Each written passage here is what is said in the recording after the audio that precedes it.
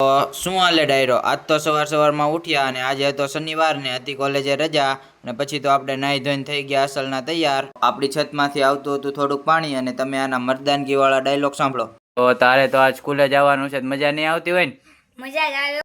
અમાર મરદ ને તો જીવતાય ગજબ જ હોય ને મરીને ગજબ જ હોય. હો તમે આમ કરી દેવાના, અમે આમ કરી દેવાના, અમે આમ કરી દેવાના. ખમી હાનમાં હો ગ્રામ ગાંઠિયા ખાઈને હુઈ જાવ, તમારાથી કાંઈ ન થાય.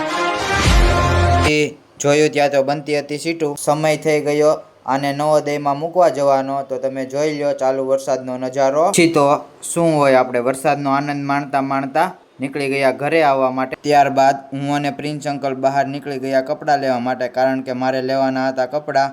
અને આપણે પહોંચી ગયા દુકાને અને લઈ લીધા કપડાં લઈને આપણે નીકળી ગયા ઘર તરફ આવવા. ત્યારબાદ ઘરે આવીને આપણે ફરી નીકળી ગયા એરબડ લેવા માટે અને એરબડ લઈને જોયું ત્યાં તો આપણા ભાઈબંધનો આવી ગયો હતો વિડીયો. બધા વિડીયો કોલમાં કાઢતા હતા ગાંડા.